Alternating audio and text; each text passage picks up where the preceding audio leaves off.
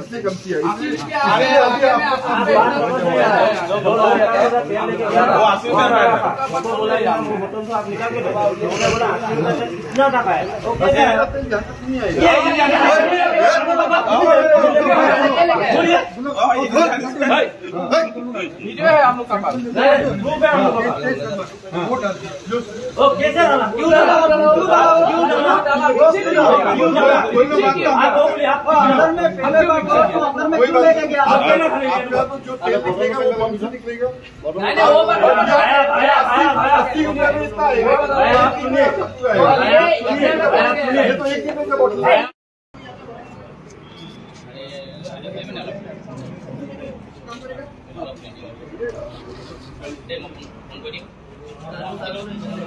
White paper है हाँ white paper है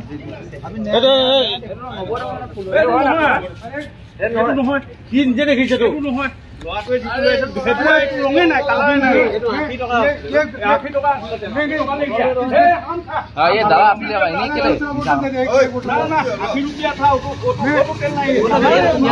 मशीन में से निकलेगा मशीन में से निकले वो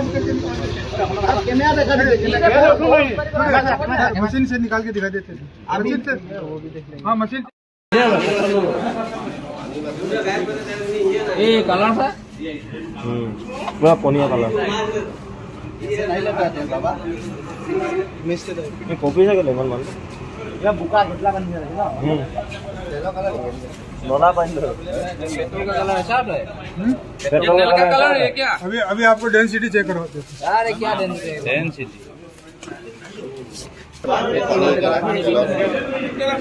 नहीं वो नया डिजाइन का है क्या वो बोतल तो लाइए ना पानी नहीं है बोतल तो लाइए बोतल तो लाइए बोतल लाना है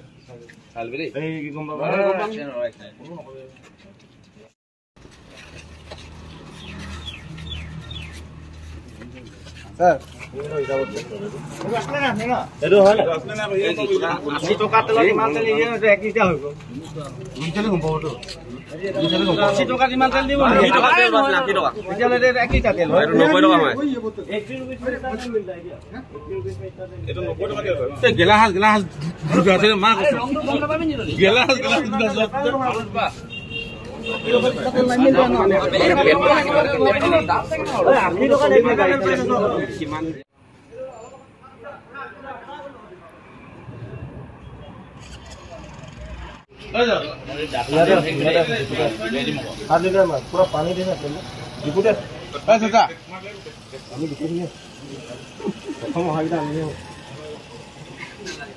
आपने दो बोला हमने सुन लिया अभी मेरे को आप ये कैपिटल कर दीजिए एक कस्टमर है आपका पास ये बोतल में जो पेट्रोल लिया उसको देने से बगैर वो अंडर पे क्यों ले गया कस्टमर को देने बोतल तो अंडर पे क्यों ले गया वो बोल देते अभी मशीन का नहीं आप कुछ बोलेगा नहीं सर अभी आपके यहाँ पे सामने में नहीं ये बात अलग है जो बोतल में पेट्रोल लिया वो अंडर पे क्यों ले गया कस्टमर को नहीं देते थे उसको अंडर क्यों ले गया बोतल की दिखता है वो आपका पंप से दिखता है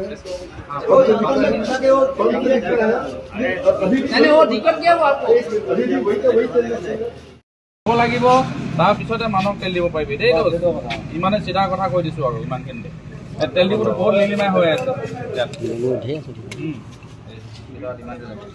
এডাল তো এয়াল খেলিছিল यालो वीडियो আছে মতে লাইলে यालो वीडियो আছে এ দেখাই এর 80 টাকা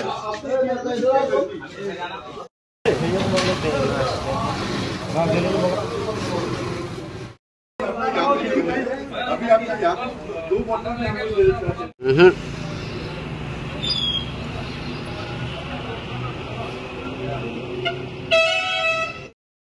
দেখিবলৈ পাইছোঁ আমাৰ লাহোল তেল ডিপুত বহুত দিনৰ আগৰ পৰাই অকণ বিসংগতি এটা চলি আছিলে কেতিয়াবা ধৰণৰ আমি যেতিয়া তেল ভৰাবলৈ আহোঁ ইয়াত যিসকল ৰাইজে তেল ভৰাবলৈ আহে তেওঁলোকে পইচাটো প্ৰথমেই বিচাৰে তেল ডিপুত, কিন্তু প্ৰথমে পইচাটো কেনেকৈ দিব, আপোনাৰ গাড়ীখনত কিমান তেল সোমাব, তেলখিনি দিয়াৰ পিছতে আমি গম পাম, তাৰপিছতে আমি পে'মেণ্ট কৰিম। কিন্তু তেওঁলোকৰ আৰু এটা দেখি পালোঁ ইয়াত ৰেগুলাৰ 24 ঘণ্টা এজন পুলিচ প্ৰশাসনৰ কোনোবা চিকিউৰিটি গাৰ্ড নে কোনোবা চিপাহী ইয়াত আমি সদায় দেখিবলৈ পাওঁ।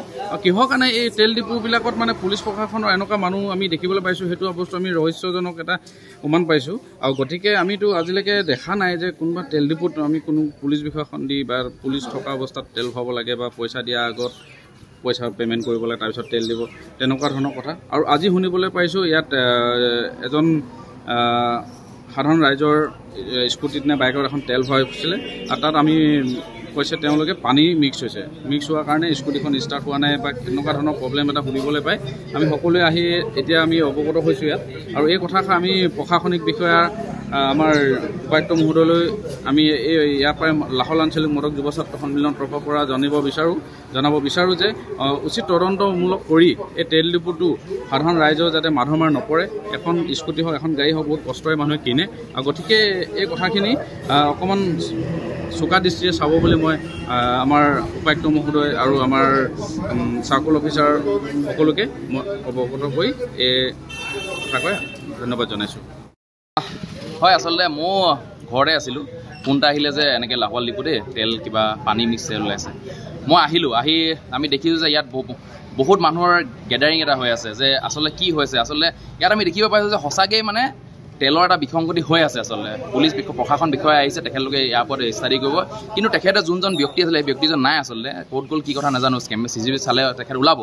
আচলতে ব্যক্তিজন নাই, সেই ব্যক্তিজনে গোটেই ডিটেইলছটো জানে যে তেখেতে তেল ভৰাইছিলে, ভৰোৱাৰ পিছত তেখেতক CCTV কেমেৰা চালে, তেখেতে আহিলে তেখেতে গোটেই বস্তু ডিটেইলছত কৈ দিব। আৰু দুটামান কথা তেল ডিপুটোৰ ওপৰত মই দুটামান কথা কওঁ। আচলতে ইয়াত তেল ডিপুটোত এজন চিকিউৰিটি বিষয়া থাকে, এই চিকিউৰিটি বিষয়াজন কিহৰ কাৰণে থাকে আচলতে? আমি এই ঘটনাবোৰ মানে কিবা নাভূত নাচোত নহয়নে বাৰু? এজন পুলিচ বিষয়া এটা পেট্ৰল ডিপুত কিহৰ কাৰণে থাকিবলগীয়া আছে? এই ঘটনাবোৰ আচলতে এই কথাবোৰত কিবা ৰহস্য আচলতে সোমাই আছে নেকি? আমি যি ADC আছে তেখেতক আমি জনাব বিচাৰোঁ যে এনেকুৱা ধৰণৰ ঘটনাবোৰ ওপৰত তেখেতলোকে অকণমান চকু দিব লাগে আচলতে।